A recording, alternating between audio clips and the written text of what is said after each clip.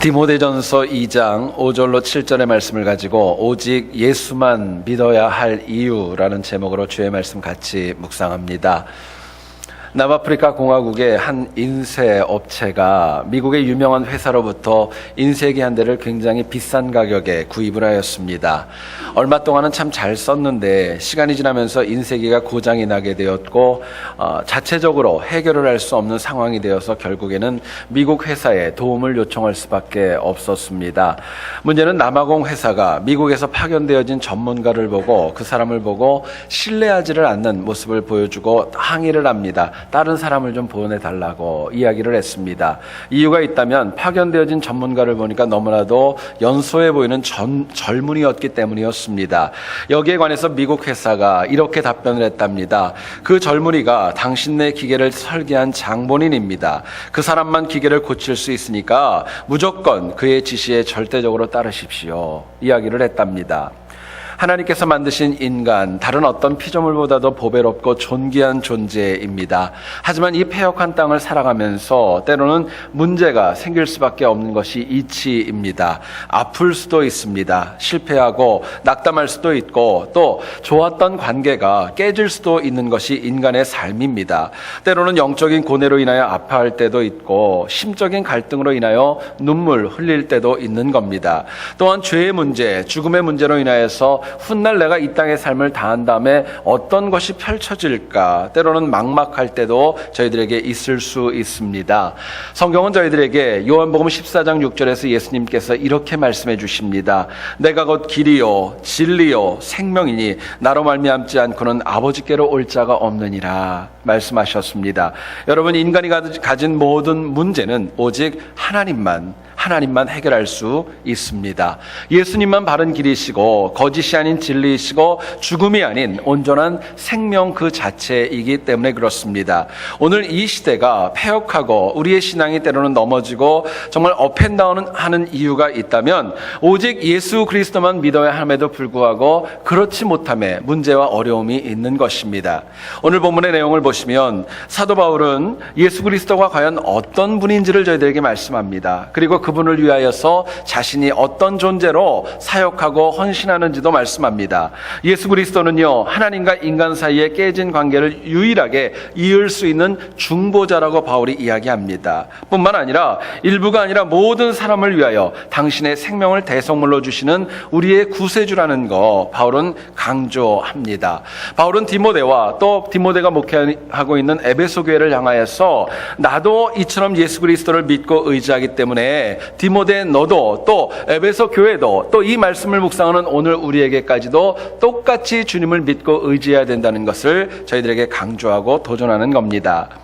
여러분, 우리가 많이 쓰는 단어 가운데 종교라는 단어가 있습니다. 이 종교는요, 인간이 역사 속에서 발전시키고 만들어 놓은 어떻게 보면 문화적인 유산의 하나라고 할 수 있습니다. 엄밀히 얘기하면은요, 종교는 그 이니셔티브가 인간에게 있기 때문에 정말 깊게 생각해 보면은요, 우리가 믿는 하나님, 이 기독교는요, 사실은 종교 아닙니다. 이유가 있다면은요, 기독교는 인간이 만든 것이 아니라 창조주 하나님께서 우리에게 말씀하셨고 예수 그리스도께서 우리에게 내가 곧 길이요 진리요 생명이라고 유일한 진리를 우리에게 위로부터 주신 하나님의 말씀이기 때문에 그렇습니다.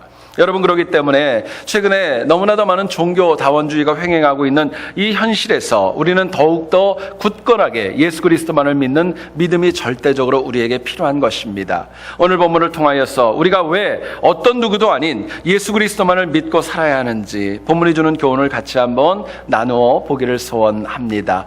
첫 번째로 생각할 것은요, 예수님께서 유일한 중보자이기 때문에 그분만이 유일한 중보자이기 때문에 우리가 그분을 믿고 의지해야 마땅한 것입니다. 본문 5절을 한번 보시죠. 하나님은 한 분이시요 또 하나님과 사람 사이의 중보자도 한 분이시니 곧 사람이신 그리스도 예수라 말씀합니다. 여러분, 여기서 이 중보자라는 말의 헬라어 원어인 메시테스라는 단어는 이런 뜻을 가지고 있습니다. 깨어진 관계, 이미 파괴되어진 관계를 갖다가 화친하게 화평하게 만들어주는 역할을 할 때 메시테스라는 이 중보자라는 단어를 사용합니다. 바울은 이야기하는 겁니다. 하나님도 한 분이시고 중보자도 한 분이기 때문에 오늘 이 메시테스라는 단어를 헬라어 원어를 보면은요, 단수형으로 저희들에게 말씀하고 있습니다. 우리가 이 땅을 살아가면서 생각해 보면은요, 세상에는 하나밖에 없는 것들이 참 많이 있습니다. 태양도 하나입니다. 달도 하나입니다. 북극성도 하나이고요. 뿐만 아니라 우리가 믿고 고백하는 예수 그리스도도 한 분뿐입니다. 우리가 사람들이 보면은 많이 닮아 보이고 유사해 보이지만은요, 우리 자신도 하나님 앞에서는 너무나도 고유하고 유일한 하나밖에 없는 존귀한 존재입니다. 얼마 전에 저희 딸이 제게 그런 이야기를 했습니다. 교회에 이렇게 예배를 드리고 집에 가면서 최근에 EM권에서 어떤 아이가 하나가 태어났는데 그 아이가 너무너무 이쁘다는 거예요. 그래서 제가 물어봤습니다. 걔가 왜 그렇게 이쁘냐 물어봤더니 그 아이는 엄마도 그렇고 아빠도 그렇고 인물이 너무너무 좋기 때문에 애가 이쁘다는 거예요. 그렇게 얘기를 하더라고요. 그래서 제가 그랬습니다. 너도 괜찮어. 그랬더니 저희 딸이 웃으면서 그러더라고요. 나는 다 좋은데 아빠 닮았대. 아빠를 닮았기 때문에 영 그러면서 얘기를 하는데 제가 얼마나 기분이 나빴는지 몰라요. 여러분 생각해 보시면 세상에는요, 닮아 보이는 사람, 비슷해 보이는 사람 참 많이 있어요. 그런데 어느 누구도 똑같은 사람은 없는 겁니다. 모두가 다 다르고요, 모두가 다 존귀하고요, 모두가 다 유일하고 하나밖에 없는 존재입니다. 바울은요, 이렇게 우리가 존귀한 존재이기 때문에 주님 말씀하십니다. 하나님과 인간 사이의 중보자는 어떤 위대한 인물도 아니라는 것입니다. 뿐만 아니라 물질과 권력 그 무엇도 아닌 오직 예수 그리스도만 인간과 하나님의 깨진 관계를 유일하게 중보할 수 있는 분이라고 저희들에게 말씀합니다. 자, 그렇다면 예수님만 유일한 중보자라면 우리가 그분만 믿고 살기 위해서 과연 어떤 삶이 필요할까요? 그분만을 믿고 의지한다는 건 과연 무엇인가 묻게 됩니다. 본문은 저희들에게 이렇게 얘기를 합니다. 유일한 중보자인 예수님만 전적으로 온전하게 의지하며 살아가라고 저희들에게 말씀합니다. 여러분 7절 말씀을 한번 보시기 원합니다. 이를 위하여 내가 전파하는 자와 사도로 세움을 입은 것은 참말이요 거짓말이 아니니 믿음과 진리 안에서 내가 이방인의 스승이 되었노라 말씀합니다. 사도 바울이라는 인물을 여러분 잘 아실 겁니다. 주님을 만나기 전 회심 전과 주님을 만난 이후 회심 후에 그 모습이 얼마나 많이 달랐는지 모릅니다. 그렇기 때문에 회심하고 난 다음에도 이방인들뿐만이 아니라 유대인들에게도 굉장히 많은 배척을 받았고 의심을 받았던 인물이었습니다. 그런데 그 바울이 이제는 시간이 지나면서 얘기를 합니다. 사도로 세움을 받았다고 자신 있게 얘기할 수 있고 이방인의 스승이 되었다고 고백하는 것입니다. 그 과정 가운데 바울의 심령과 믿음의 태도가 여러분 어땠을까요? 바울은요, 당연히 예수 그리스도만을 온전하고 철저하게 전적으로 믿고 의지하는 가운데 회심한 다음에 사람들에게 인정받고 의심이 사라지게 되었던 것입니다. 여러분 오늘 우리의 문제가 있다면 예수 그리스도가 구세주라는 건 누구나가 다 인정합니다. 교회에 나오는 영혼이라면 누구나가 다 인정하지만 실제 여기에 합한 삶을 살지 못하는 데에 있습니다. 입술로는 예수님만 내 구주입니다. 내가 그분 때문에 살았습니다. 고백합니다. 그런데 실제 우리들의 삶을 바라보게 되면은요, 내가 그런 예수님을 내 마음대로 때로는 조종하려고 할 때도 많이 있고 그분을 의지하기보다는 그분을 내 삶에 맞게끔 이용하려는 그런 악함도 때로는 저와 우리에게 있을 때가 있습니다. 철저하게 주님만 의지해야 마땅한데 우리는 예수님이 생각나면 의지하고 잊어버릴 때도 우리들의 삶 가운데는 너무나도 많이 있기 때문에 그렇습니다. 여러분 잊지 마셔야 될 것, 인간은 예수 그리스도를 온전하고 전적으로 의지할 때만 하나님의 은혜 받고 살아갈 수 있습니다. 그분을 의지할 때만 우리가 은혜 받고 살아갈 수 있는 거예요. 성경을 보면 회당장 야이로, 지난주에 저희들이 말씀을 묵상했는데요, 주님께 나올 때 그 야이로가 어떤 마음으로 예수님 앞에 나왔을까요? 그 마음에는 이런 마음이 있었을 겁니다. 나는 오직 예수님만 전적으로 의지하고 믿는다는 마음으로 나왔을 겁니다. 이 결단과 믿음이 있었기 때문에 딸이 죽었다는 하인들의 말을 들어도 그 말에 흔들리지 않았던 겁니다. 모두가 다 죽었다고 예수님이 말씀하셔도 비웃었지만 끝까지 주님을 전적으로 의지했기 때문에 딸을 살릴 수 있었던 것입니다. 히스기야가 이사야로부터 죽을 병을 선고받게 되었을 때 그가 살아난 이유가 여러분 뭐라고 생각하십니까? 좋은 의학과 또 히스기야를 케어하는 의사가 좋기 때문이 아니라 그 영혼이 하나님을 전적으로 의지하고 매달렸기 때문에 그 영혼이 치유될 수 있었던 겁니다. 여러분 문제는요, 그냥 주님을 의지하는 거 아닙니다. 의지하되 우리들의 심령과 우리들의 삶의 태도가 전적으로 온전하게 fully 주님을 의지하는 그 태도가 저희들에게 필요한 겁니다. 여러분 생각해 보시면은요, 우리가 전적으로 주님만 의지할 때는요, 다른 것 보는 거 아닙니다. 예수 그리스도만 바라보이는 겁니다. 어떤 소리를 들을 때도 세상의 사람들의 소리, 어떤 그런 잡음이 아니라 예수 그리스도께서 우리에게 주시는 말씀만이 내 귀에 들릴 때 그것이 주님을 전적으로 의지하고 나아가는 것입니다.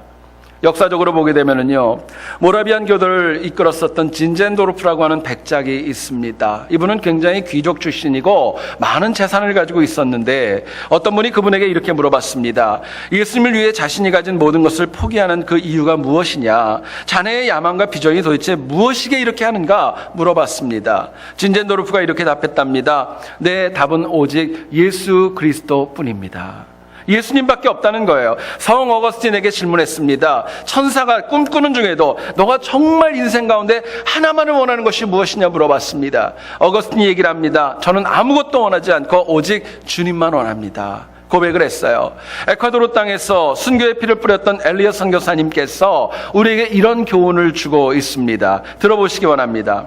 내가 진짜 붙들고 있을 수 없는 것, 어차피 놓아버릴 수밖에 없는 것을 붙들고 애쓰는 것은 어리석은 사람의 모습입니다. 그러나 절대로 잃어버리지 말아야 될 것, 그 영원한 것을 얻기 위하여 생명을 버리는 것은 결코 어리석은 사람이 아니라 지혜로운 사람입니다. 이야기를 했습니다.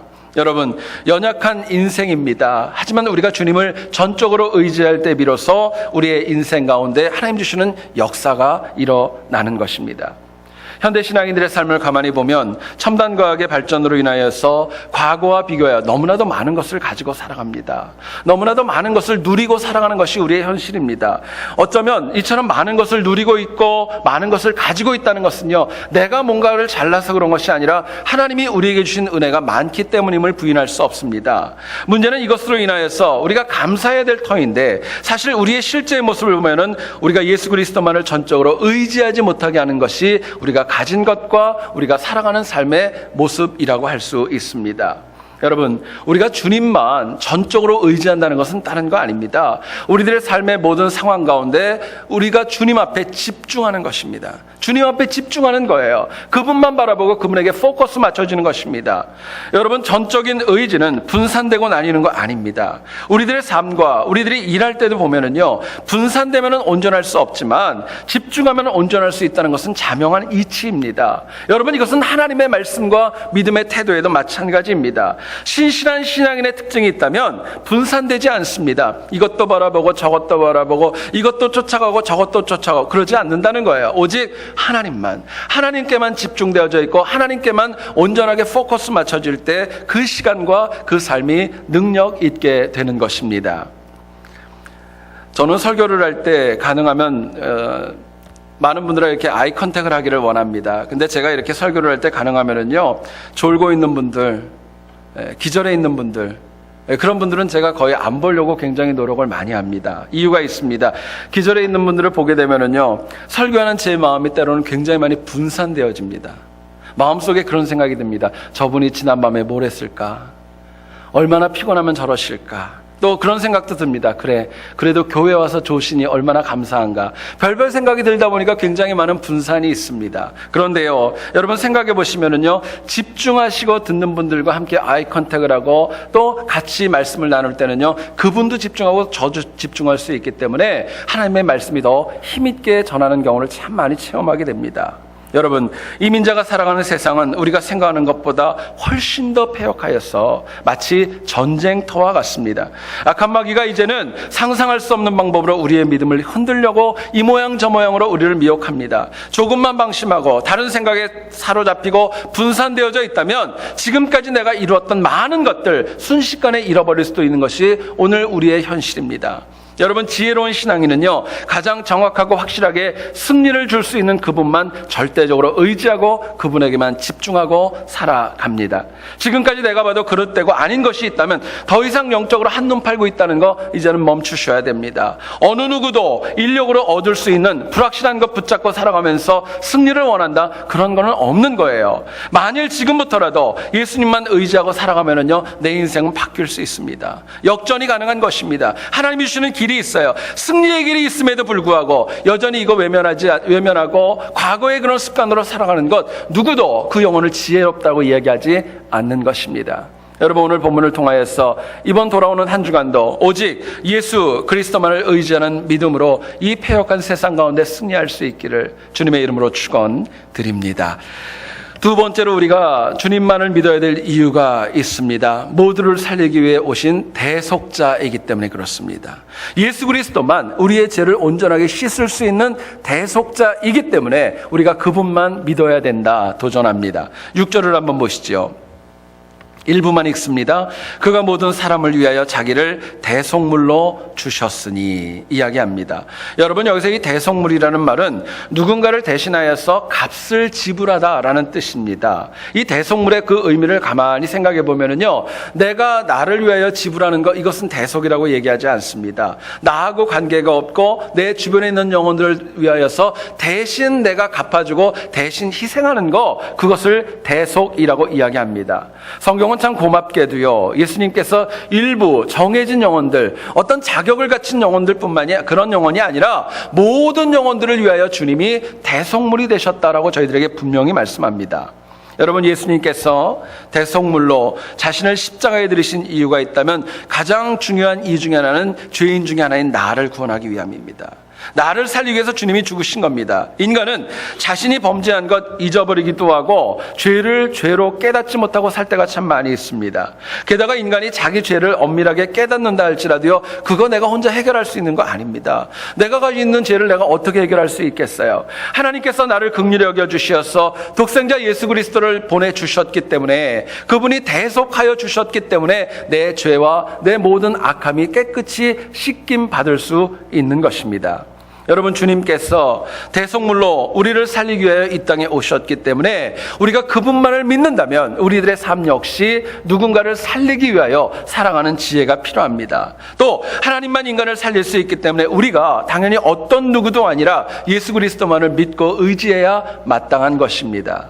자, 그렇다면은요, 모두를 위해 이 땅에 오신 주님만을 믿고 살아간다는 것, 과연 우리가 어떻게 살아가는 것을 의미할까요? 내가 어떻게 살아야 모두를 위해 오신 대속자로 오신 주님을 믿고 살아가는 것일까 묻게 됩니다. 본문은 저희들에게 이렇게 도전합니다. 할 수 있는 대로, 힘 있는 대로 예수 그리스도를 전파하며 살아가라고 얘기를 합니다. 주님을 증거하고 살아갈 때 나에게 주신 은혜, 나에게 주신 믿음, 능력 잃지 않기 때문에 그렇습니다. 여러분, 7절을 한번 다시 보시기 원합니다. 이를 위하여 내가 전파하는 자와 사도로 세움을 입은 것은 참말이요 거짓말이 아니니 믿음과 진리 안에서 내가 이방인의 스승이 되었노라 말씀합니다. 바울은요, 하나님께서 자신을 복음을 전파하는 사도로 세우셨다 당당하게 고백합니다. 여러분, 예수님을 믿는 영혼은요, 이 사도로 고백한다는 건 딴 거 아니죠. 복음을 증거하는 것입니다. 분명하게 얘기하는 겁니다. 하나님 믿는 자신의 삶은 대충이 아니라 마음과 뜻과 힘과 정성을 다하여 주님을 증거하였기 때문에 이제는 사도요 이방인의 스승으로 인정받을 수 있다는 것, 바울이 고백하고 있는 것입니다. 많은 신학자들이 요즘 그런 얘기를 합니다. 2050년이 되면 한국 교회가 지금의 절반으로 감소할 것이다 예측하고 있습니다. 이유가 있습니다. 최근 기독교가 사회적으로 많은 지탄을 받고 신뢰를 잃어버리고 있다는 것도 하나의 원인이라고 할 수 있습니다. 하지만 또 다른 가장 중요한 이유가 있습니다. 하나님 믿는 주의 백성들이 힘있게 복음을 증거하며 살지 않기 때문에 그렇습니다. 문제는 복음이 무능력한 거 아닙니다. 사실은 그 복음의 능력을 우리가 과거 우리의 믿음의 선조들과 같이 온전하게 믿고 의지하지 않는 것입니다. 여러분, 생각해 보시면은요, 구원의 확신이 있다면, 복음에 대한 뜨거움이 있다면, 감격이 있다면 전할 수밖에 없는 것입니다. 문제는 우리에게 그 능력과 그 은혜가 없기 때문에 하나님의 복음을 가지고 있으면서도 불구하고 하나님 말씀 전하는데 너무나도 소극적인 모습을 보여주고 있는 것입니다. 여러분, 바울은요, 디모데후서 4장 2절에서 이렇게 얘기를 합니다. 너는 말씀을 전파하라. 때를 얻든지 못 얻든지 항상 힘쓰라. 범사의 오래 참음과 가르침으로 경책하며 경계하며 권하라 말씀합니다. 사도 바울은요, 하나님께서 회방자요 핍박자인 자신을 살려주시고 또 구원해 주셨다는 사실에 때마다 일마다 감격하고 놀라운 은혜가 있었던 겁니다. 그래서 디모데는 물론이고 오늘 우리에게까지도 이야기하는 겁니다. 때를 얻든지 못 얻든지, 언제 어디서 무엇을 하든지 간에 예수 그리스도 증거하라는 겁니다. 그래야 대속자로 오신 그분을 갖다가 내가 온전하게 믿고 의지할 수 있기 때문에 그렇습니다. 여러분, 바울이 권면했을 그 당시를 상상해 보시기 원합니다. 디모데가 사역했을 당시를 상상해 보시기를 원합니다. 그때도 우리와 똑같이 어려움이 있었습니다. 폐역도 있었습니다. 이방 문화가 횡행했고 더 나아가서는 성적인 타락도 적지 않았던 시대입니다. 그러나 바울과 많은 사역자들이 때를 얻든지 못 얻든지 주의 복음을 증거함으로 인하여서 하나님의 열매가 나타났습니다. 주님은 이처럼 하나님을 증거하려는 열정과 헌신에 기름 부으시고 많은 상급과 결과를 저희들에게 허락해 주시는 겁니다. 여러분, 잊지 마시기 원합니다. 복음의 능력이 약화되어지고 또 믿는 영혼들이 줄어가는 것은 세상이 타락했기 때문에 그런 거 아닙니다. 엄밀히 얘기하면 구원의 확신을 가지고 복음을 증거하는 영혼들이 줄어들었기 때문에 그런 것입니다. 여러분, 이 시간에 한번 내 신앙을 한번 점검해 보시기 원합니다. 여러분 심장에는 때를 얻든지 못 얻든지 복음을 전하고자 하는 구원의 확신이 과연 있습니까? 그거 가지고 있습니까? 분명히 있었습니다. 그런데 이제는 언제 어디서 어떻게 잃어버렸는지도 모르고 살아가고 있지는 않습니까? 먹고 살기가 바빠서 영생을 약속받은 구원의 감격이 이제는 정말 과거의 추억처럼 아련해지고 있지는 않습니까?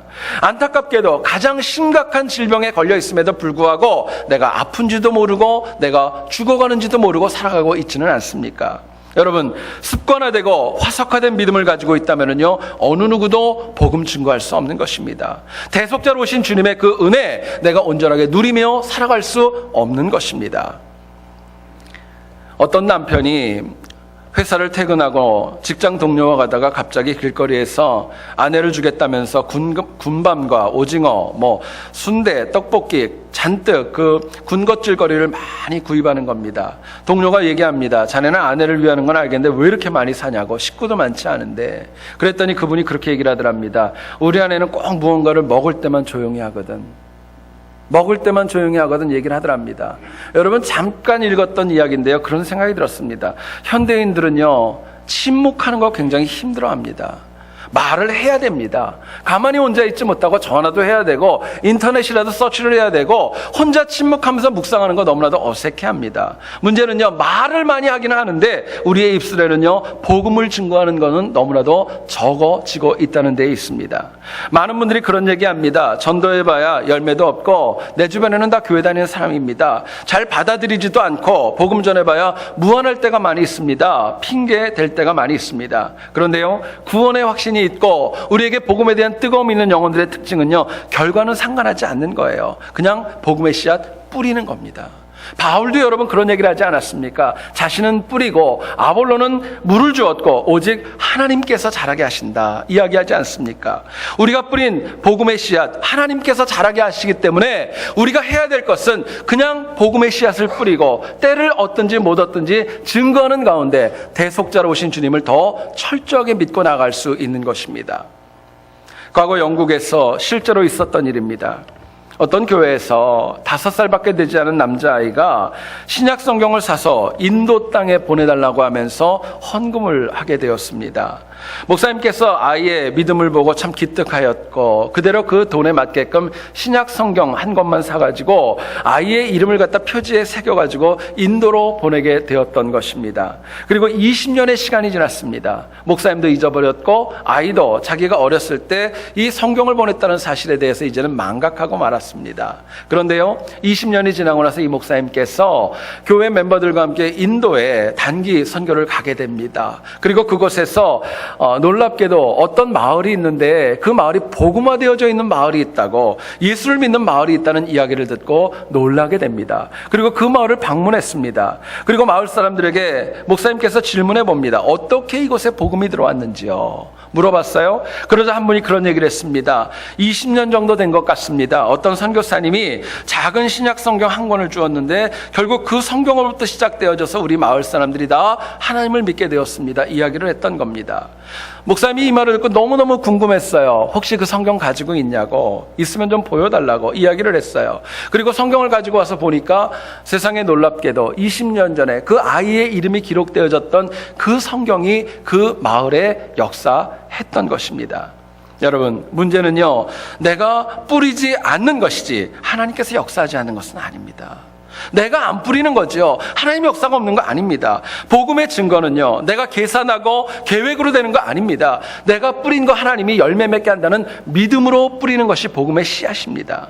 여러분, 이유는 내가 계산한 것보다 하나님께서 거두게 하시는 열매가 훨씬 더 창대하기 때문에 그렇습니다. 꼭 잊지 마셔야 될 것은요, 분명한 것이 있습니다. 내가 입술로 내 복음을 증거할 때에는요, 내 믿음이 이전보다 더 온전해질 수 있다는 것입니다. 복음을 증거하는 영혼들은요, 내 믿음이 온전해집니다. 복음 증거는 엄밀히 얘기하면 그렇기 때문에 타인을 위한 거 아닙니다. 나를 위한 것입니다. 내가 하나님 안에서 살 수 있고 복음으로 살 수 있는 가장 중요한 영적 촉진제가 바로 복음을 증거하는 삶의 태도입니다. 여러분, 생각해 보시죠. 같은 말씀을 들었음에도 불구하고 그것을 가지고 침묵하고 외면하고 살아가는 영혼과 입술을 열어서 한마디라도 증거하는 영혼의 인생이 어떻게 같을 수 있겠어요? 저는 여러분들이 가는 곳마다 복음을 증거하고 또 그러므로 인하여 나에게 주셨던 대속자의 그 믿음으로 날마다 승리할 수 있기를 간절히 소원합니다. 우리가 주님만 믿는 믿음과 복음 증거로 인하여서 정말 하나님 나라에 가는 그날까지 가서도 칭찬받고 상급 얻는 우리 모두와 우리 세한교회 될 수 있기를 다시 한번 주의 이름으로 축원드립니다. 저는 개인적으로 믿지 않는 가정에서 태어났고 또 성장하였기 때문에 신학을 공부할 때나 또 중고등학교 때 신앙생활을 할 때 영적으로 저를 도와줬던 분들이 거의 없었습니다. 감사하게도 지나온 삶을 되돌아보면 하나님께서 부족한 저를 버리지 아니하셨고 복음으로 뜨겁고 또 열정도 주셨고 또 헌신할 수 있는 기회도 저에게 허락해 주셨습니다. 또한 제가 나름대로 부족하고 연약했지만 기도하고 소명 가운데 신학을 공부하고 사역을 하면서 예수 그리스도가 아니면 살아갈 수 없도록 삶의 목표도 부족한 저에게 주셨습니다. 생각하면 생각할수록 너무나도 감사했고 큰 은혜였습니다. 여러분, 저는 여러분들에게도 예수 그리스도만을 믿는 것이 내가 이 땅을 살아가는 이유가 될 수 있기를 간절히 소원합니다. 여러분, 이 은혜가 있기를 원해요. 그래서 한 분이신 중보자 예수 그리스도만 온전히 의지하고 한결같이 대속자 되신 예수 그리스도만을 증거하는 가운데 우리들의 삶이 승리할 수 있기를 다시 한번 주님의 이름으로 축원드립니다. 기도하겠습니다.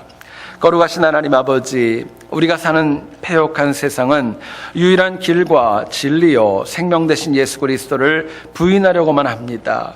하나님, 부족한 저희를 두루도는 화염검으로 지키시고 보호하셔서 복음에서 이탈하지 않는 인생 될 수 있도록 역사하여 주시옵소서. 은혜와 믿음을 주시어서 중보자 되신 예수 그리스도만을 온전히 의지하게 하시고 긍휼히 여겨 주시어서 대속으로 오신 주님의 은혜를 온전히 신뢰하고 죽어가는 영혼들에게 힘있게 복음 증거할 수 있도록 우리를 기름 부어 주시고 묶어 주시고 세워 주시옵소서. 감사와 찬양을 드리며 예수님의 이름으로 기도 드렸사옵나이다. 아멘. 찬송 50장 1절 찬양하면서 저희들 하나님 앞에 봉헌하도록 합니다.